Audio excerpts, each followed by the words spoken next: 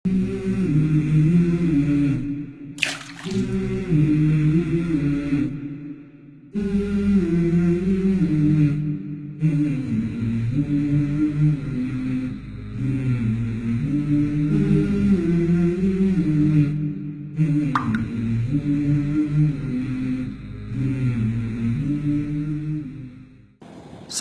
warahmatullahi wabarakatuh. Alhamdulillahirrabbilalamin. Wassalatu wassalamu ala ashrafil anbiya'i wal mursalin, nabiyina wa habibina Muhammadin sallallahu alaihi wasallam, wa ala alihi wa sahabatihi wa man tabi'ahum bi ihsan ila yaumiddin, amma ba'd. Pemirsa yang berbahagia, alhamdulillah kita memuji Allah Subhanahu wa taala atas segala limpahan nikmat dan karunia kepada kita semua dalam berbagai bentuk, dalam berbagai aspek dan dimensinya, yang melalui perantaraan nikmat tersebut, alhamdulillah sampai detik ini kita masih menjadi hamba-hamba Allah Subhanahu wa taala yang beriman dan bertakwa kepadanya. Salawat dan salam semoga senantiasa dicurahkan bagi Nabiullah Muhammad sallallahu alaihi wasallam, segenap keluarga beliau, sahabat-sahabat beliau, dan kepada seluruh kaum muslimin yang tetap istiqomah dalam menjalankan perintah Allah Subhanahu wa taala sampai datangnya hari kiamat. Pemirsa yang berbahagia, salah satu nikmat terbesar yang telah dianugerahkan oleh Allah Subhanahu wa taala selain penciptaan kita ini sendiri adalah ketika Allah Subhanahu wa taala menciptakan alam semesta dan kemudian menundukkannya untuk kita semua. Dalam berbagai ayat di dalam Al-Quran dan begitu juga dalam sabda Rasulullah SAW, kita mendapati keterangan bahwasanya tidaklah Allah Subhanahu wa taala menciptakan semua ini kecuali untuk kemaslahatan umat manusia. Di dalam beberapa ayat di dalam surah Ibrahim, Allah berfirman, "Wasakhkhara lakumus syamsa wal qamar, wasakhkhara lakumul anhara, wasakhkhara lakumul laila wan nahar." Ayat-ayat yang seperti ini menunjukkan kepada kita bahwa apa yang ada di sekeliling kita dari seluruh unsur alam semesta itu sesungguhnya tercipta untuk kemaslahatan kita. Mereka sesungguhnya diciptakan untuk tunduk kepada kita. Ini yang harus difahami oleh setiap muslim, bahwa agama kita, khususnya Al-Quran dan Sunnah Rasulullah SAW, punya cara tersendiri dalam memandang apa yang ada di sekeliling kita. Ini perlu kita tegaskan, karena dalam hal ini ada pihak di sana yang seakan-akan menjadikan alam semesta yang ada di sekeliling kita ini sebatas sebagai objek bagi pemenuhan kebutuhan kita. Bahkan mungkin hanya sebatas tidak lebih dari objek untuk memuaskan keserakan kita.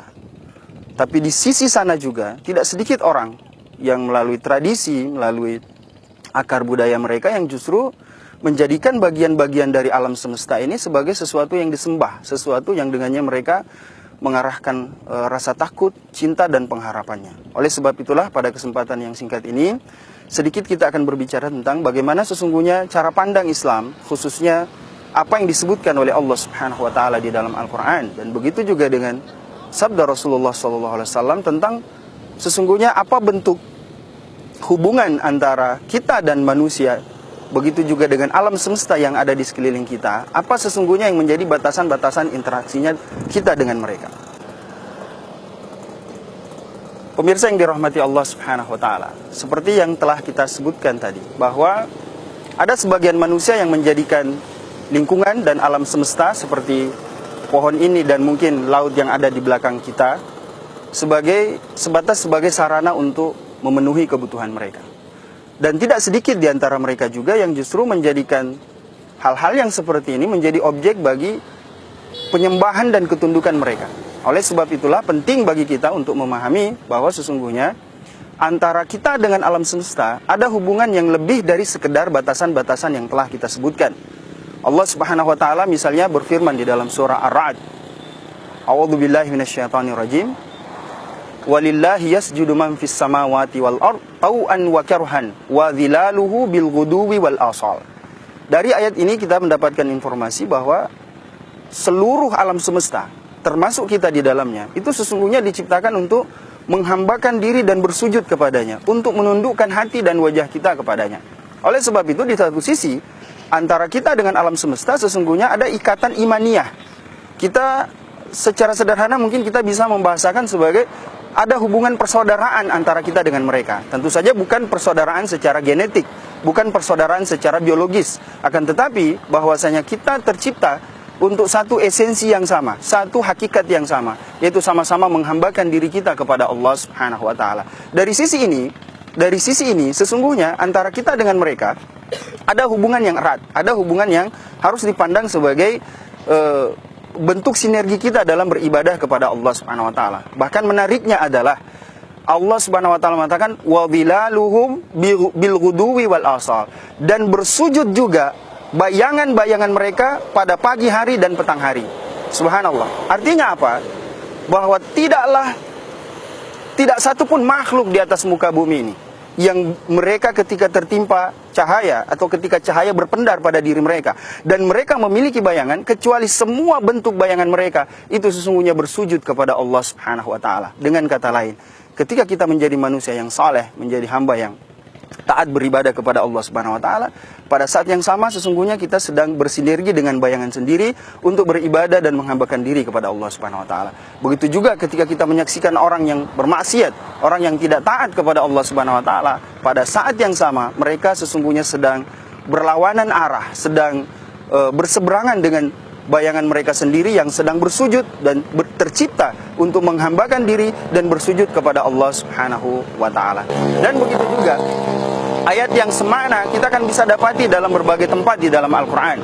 Di antaranya dalam surah Al-Isra pada ayat yang ke-44, Allah Subhanahu wa taala menginformasikan dengan redaksi yang hampir sama bahwa tidaklah segala sesuatu yang ada di alam semesta kecuali semuanya punya tugas, punya beban, punya tanggung jawab untuk senantiasa menghambakan diri kepada Allah Subhanahu wa taala. Dari sini kita bisa mengatakan bahwa di satu sisi ada orang, ketika orang menjadikan alam semesta ini sebagai objek untuk menghambakan diri mereka kepadanya, maka ini adalah satu bentuk kezaliman, satu bentuk kemusyrikan, satu bentuk penyekutuan kepada selain Allah Subhanahu wa taala, bahwa semua ini ditundukkan kepada kita. Tidaklah lautan yang ada di belakang kita, tidaklah segala sesuatu angin yang berhembus, semuanya kecuali semuanya ditundukkan untuk kemaslahatan kita. Makanya ketika ada orang yang kemudian menjadikan mereka sebagai sesuatu yang dihormati, sesuatu yang dikultuskan, ini adalah bentuk kezaliman, ini adalah bentuk penghinaan kepada entitas kemanusiaan kita yang sesungguhnya memiliki derajat yang lebih tinggi daripada mereka. Dan begitu pun di sisi yang lain, ketika kita menjadikan halam hanya sebatas sebagai sarana untuk memenuhi nafsu, kerakusan kita, ini juga adalah sebuah tindakan yang salah dan tidak benar. Oleh sebab itulah maka dalam berbagai ayat yang sebagaimana yang kita sebutkan tadi, alam semesta harus diposisikan sebagai saudara kita yang sama-sama kita beribadah kepada Allah Subhanahu wa taala. Yang ketika misalnya kita tidak senang melihat orang yang tidak taat kepada Allah, kita tidak senang melihat orang yang bermaksiat, maka suatu hari ketika alam menegur kita, ketika Allah Subhanahu wa taala menegur kita dengan cara alam semesta, mungkin dalam bahasa kita mengamuk, ada banjir bandang, ada gempa bumi, harus dipandang sebagai sikap saudara tua kita yang tidak suka dengan sikap kita yang mungkin sedang bermaksiat kepada Allah Subhanahu wa taala. Kita mungkin tidak suka dengan orang yang mabuk, orang yang berzina dan seterusnya. Maka begitupun alam semesta ketika sudah merasa bosan, sudah merasa jengah dengan sikap kita yang bermaksiat kepada Allah Subhanahu wa taala, maka mereka pun melalui izin Allah Subhanahu wa taala, mereka pun bisa saja untuk kemudian menegur kita dengan bencana-bencana alam yang seperti yang kita saksikan. Pemirsa yang dirahmati oleh Allah Subhanahu wa taala, oleh sebab itulah pada kesempatan ini kami ingin mengatakan bahwa harus ada sikap yang benar dari diri kita terhadap cara pandang kita dan kemudian bagaimana kita berinteraksi dengan apa yang ada di sekeliling kita. Ketika kita bisa bersinergi dengan mereka, kemudian memperlakukan mereka seperti dengan apa yang telah digariskan di dalam ayat-ayat suci Al-Quran, dan begitu juga sebagaimana dalam berbagai riwayat di mana Rasulullah SAW menginformasikan kepada kita bahwa bahkan semut pun bertasbih kepada Allah Subhanahu wa taala, bahkan sebuah batang korma pun pernah bercerita kepada beliau dan bahkan seekor onta pun pernah mengadukan tuannya kepada beliau. Ini semua seharusnya dianggap sebagai informasi kepada kita semua yang menggambarkan satu hakikat penting, bahwa alam di sekeliling kita adalah saudara kita secara imaniah. Maka ketika kita memperlakukan mereka dengan benar, maka Allah bukan hanya menjadikan ini semua sebagai sarana untuk kemaslahatan kita.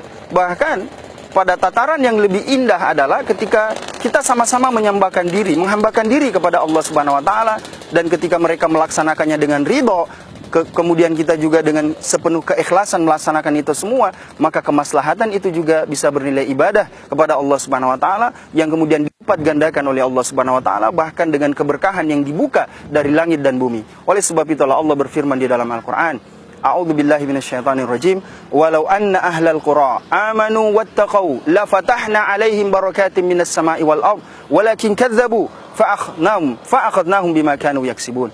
Jika seandainya penduduk satu negeri mau untuk beriman kepada Allah Subhanahu wa taala, membenarkan Allah, kemudian membenarkan Rasulullah, kemudian mengikuti sunnah Rasulullah sallallahu alaihi wasallam, la fatahna 'alaihim barakatim minas sama'i wal ard. Niscaya kata Allah, sungguh kata Allah, kami akan bukakan pintu-pintu perbendaharaan langit berupa hujan, berupa sesuatu yang memakmurkan bumi, wal ard, dan begitu juga dengan tanaman-tanaman yang menjadi sumber penghidupan kita. Walakin kadzdzabu fa'akhadnahum bima kanu yaksibun. Tapi karena mereka mendustakan ayat-ayat kami, mendustakan nabi kami, mendustakan rasul kami, maka kami siksa mereka, kami binasakan mereka terhadap atas apa yang mereka lakukan. Ayat ini menjadi semacam kesimpulan kepada kita bahwa ketika itu dilandasi oleh keimanan, hubungan kita pun dimaknai sebagai sebuah interaksi atas dasar keimanan, bahwasanya sama-sama kita dicipta untuk beriman kepada Allah Subhanahu wa taala dan menghambakan diri kepada Allah Subhanahu wa taala. Maka insya Allah kemaslahatan itu bukan hanya kemaslahatan secara manusiawi di mana kebaikan-kebaikan ada pada diri kita, tetapi bahkan itu pun menjadi bernilai ibadah di sisi Allah Subhanahu wa taala. Subhanakallahumma bihamdik asyhadu an la ilaha illa anta astaghfiruka wa atubu ilaik. Wa sallallahu ala nabiyina Muhammadin wa ala alihi washabihi ajmain. Wa akhiru da'wana alhamdulillahi rabbil alamin. Assalamualaikum warahmatullahi wabarakatuh. Mm-hmm.